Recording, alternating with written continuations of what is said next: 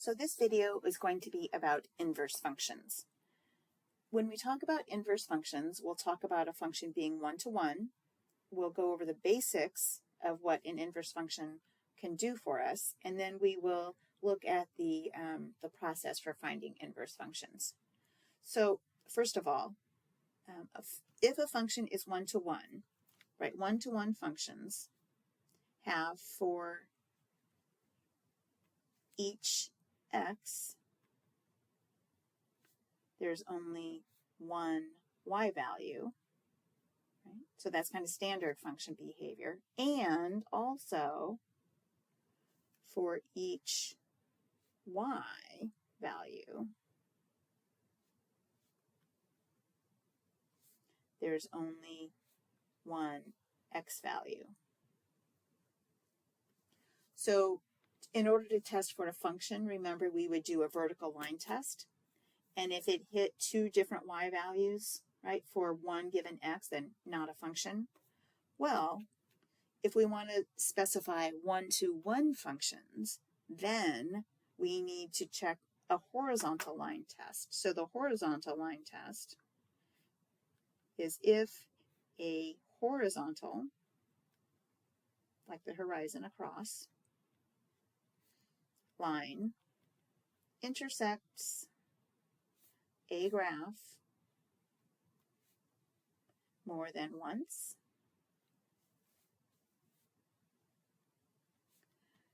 that is not one-to-one, because we would have, right, so an example of a not one-to-one function,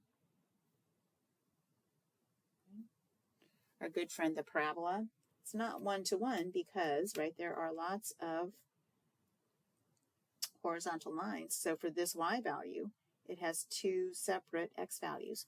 Totally a function, right? It's a function, but it's not a one-to-one function.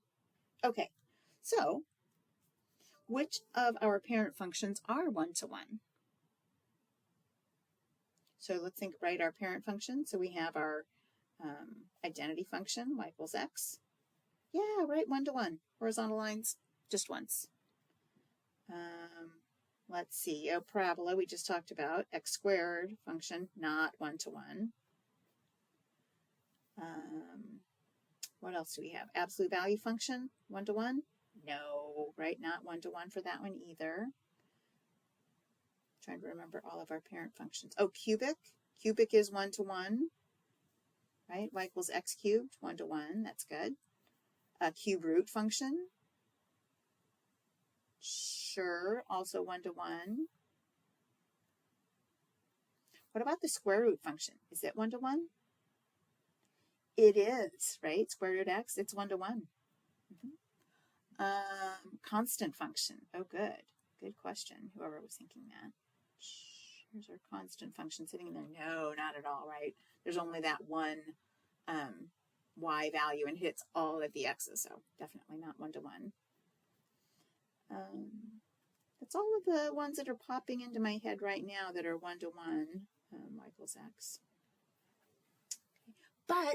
But what we get to do is we can go in and restrict the domain of the functions that I crossed out and make them one-to-one. Okay, well, maybe not the constant function, but all the others, right? We can go in and say, okay, well, here's our original function that's not one-to-one, but we're gonna have this little restriction so that we get part of it at least that's one-to-one. So if we think about the graph of f of x equals x squared minus 4, so I always like to have a picture, just right, helps get, right, the whole, reminds me of where it lives. And then it also lets me see where I should chop it off so that it is one-to-one. So you could either take the left side or the right side. Typically we take the right side, right? If you want to be a contrarian, take the left side, fine. Okay. But typically, right, we would ignore this left side of our graph and restrict the domain to be only from 0 to infinity. Okay. And just to practice, because I know we like to, what is the range then for this function? No, not all real numbers, right? Because I don't get these y values down here below -4. So -4 is my lowest value. So -4 to infinity. Great. Okay, one more. So now g of x, I have the absolute value function. I've got a negative, okay, and x minus 3. So let's get a quick sketch of that. So we're going to go right to the right 3. Negative sign, so we're upside down. I was trying to hit 3 there, so we'll pretend that was 3. Okay. So again, not 1 to 1, because right, we're hitting it twice. So then we have to chop it. We have to take half of it. So we just go right down the middle, ignore the left half. You could ignore the right half, fine. Okay, so what is that domain restriction? Yes, 3 to infinity. These are the x's I'm talking about. And then what's the range on this one? What y values do we get out? Remember, you start with the lowest one. Yeah, we start at negative infinity and we go until 0. Great. Okay, so now, just some basics. Notation, it's an exponent of -1, which I know is confusing because that has a different meaning, or it can have a different meaning. But if it's attached to a function name, typically followed by, all right, our independent variable, right, we recognize, we understand that that is the notation for inverse. What we say is f inverse of x. Okay. So f to the -1 of x, that's f inverse. The domain and range. So what happens when we find the inverse of a function is that the domain of f equals the range of f inverse, and vice versa. The range of f equals the domain of f inverse. So this exercise that we just did up here, where we did a restriction on our domains to make our functions 1 to 1, that's going to come into play here when we have to talk about the domain and range of the inverse function. Composition. So remember, composition, our little open circle. So if we have two functions and they are inverses of one another, so f of f inverse of x, this equals x.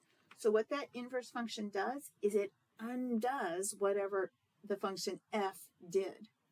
So if your function f does this set of steps, f inverse comes in and retraces and gets back to the beginning, undoes all the other stuff. And it also doesn't matter what order. So f inverse of f of x also, right, regardless of how you do your composition. And then graphically, there's symmetry between f and f inverse. So f and f inverse are symmetric with respect to, right, WRT, the line y equals x. So they're reflected across the line y equals x, that diagonal line. So let's go ahead and find the inverses for two functions. So there's going to be some algebra. I'm not sure I left myself enough room for g of x if you need a separate little scrap of paper or write small. So my first one, x squared minus 4. So I already had my graph, and I know I'm restricting it to the right side. So I'm just going to go down 4, and I'm only going to take the right side. And I'm going to make myself just a little cheat sheet here. So my new domain is going to be from 0 to infinity. My range is -4 to infinity. Okay, so here are the steps. Step 1, I replace my f of x with a y. Step 2, swap your x's and y's. So if it was a y, make it an x. If it was an x, make it a y. Step 3, solve for y. So now we're going to solve for y. So I would add 4 to both sides. And then I would take the square root of both sides. So when you take the square root, remember we do plus or minus. Here's where that domain thing comes in. Okay. So now, right, we're essentially done. This is the inverse. This right here, but we have to make sure we take the right part. So my domain here is automatically going to be my range, right, from my original. That's going to match up because that radicand, you can only put in numbers that are bigger than -4. Otherwise, you have square roots and negatives, and we're not dealing with those, okay? But now, what is the range? So am I going to take the positive root or the negative root?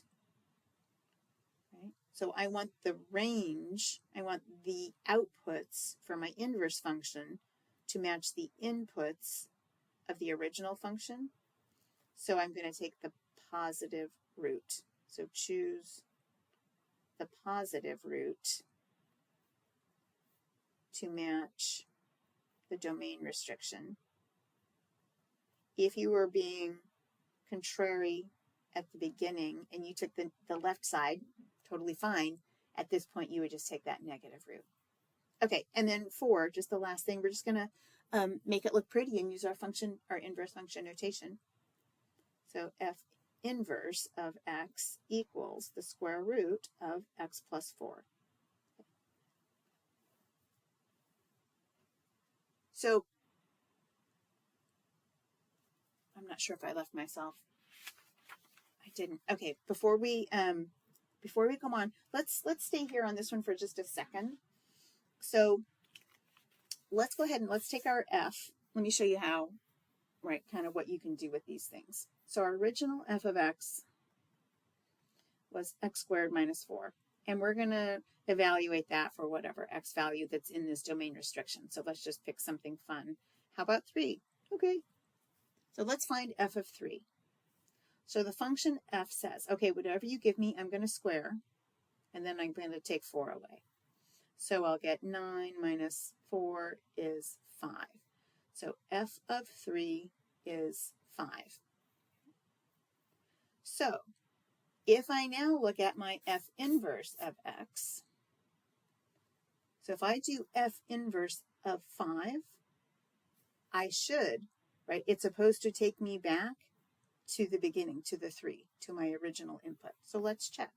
So f inverse says, whatever you give me, I'm going to, sorry, so 5 plus 4 is 9. So then I have the square root of 9. And there it is, 3. So you might notice here, right, if I were listing points on my f of x, I had the point 3, 5, x is 3, y is 5. On f inverse, the point is 5, comma 3. They swap places. Right, when we do our xy switch up here, happens on, right, happens with the coordinates as well. They swap places. So last thing, we'll just do a graph and show that reflection. So f of x, square root of, or sorry, x squared minus 4, the right-hand side. And then f inverse, its graph was the square root of x plus 4. So I have a square root function, shifted left 4, and a square root function. And sure enough, right, those are nice and symmetric, right, folding over the line y equals x. Okay, so let's go ahead and find g inverse. So what were our steps again? Okay, so step 1. I think I'm going to go here in case I have to circle back up on my algebra part. Replace the g of x with a y. Step 2, change all your y's to x's and x's to y's. So x equals 2y over y minus 7. Step 3, solve for y. Oh gosh, I have 2 y's. What should we do to solve for y's? Keeping in mind, right, I've got this fraction going on. Okay, so dig into your algebra toolbox. So multiply by that common denominator. Maybe you thought, don't I just cross multiply? Sure, same thing. We get to the same place. Hopefully we get to x times y minus 7 equals 2y. Our goal is to solve for y. So let's go ahead and distribute this x through our parentheses. Let's just see what we've got. So xy minus 7x equals 2y. My y's are all raised to the first power. That's important because that tells me to solve, I need all of the y terms on one side, and then I'm going to factor and divide. So here's a term with a y, right, xy, and here's a term with a y, 2y. So let's go ahead and subtract xy from both sides to get them together on the same side. So negative 7x equals 2y minus xy. Now we'll factor the y out on the right. I have it on my right side wherever you have yours. So then y times 2 minus x. And then divide both sides by, right, the part that's not y. So 2 minus x. So y equals negative 7x over 2 minus x. That was a pretty long, right, a lot of algebra there for when we have these rational functions. They're the most challenging, in my opinion. All done. Let's just like make it pretty and use our G inverse notation. So G inverse of x equals negative 7x over 2 minus x. Okay, domain and range. I'm going to kind of wave my hands at it a little bit. The domain of G, right, all real numbers, but x can't be 7, which means on my range, I'm never going to get 7 out down here. And then the domain for G inverse is x can't be 2, which means I should not get that 2 would be my horizontal asymptote of my original G of x. So the graphs of these, it would be pretty confusing because you're going to have each of these graphs has 2, 7. We've got a couple of branches on them.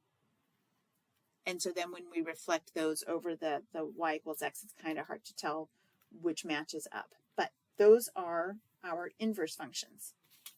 Should we write out those steps, those 4 steps? Write it out in words real quick before I let you go. Yeah, okay. 1, replace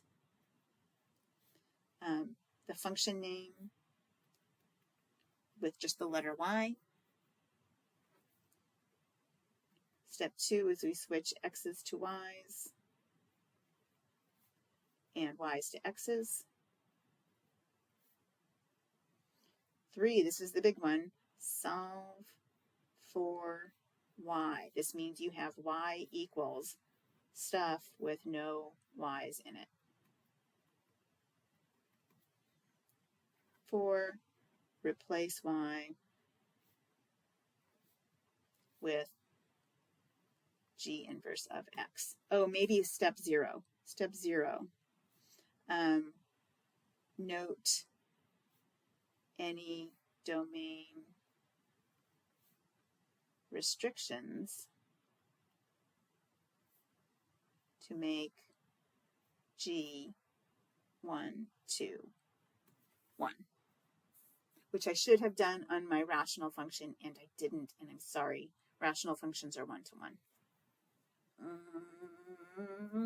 As long as the degree of the top is not greater than the degree of the bottom. Oh my gosh, all the rules. I know. You could graph it on your calculator and just make sure it's 1 to 1.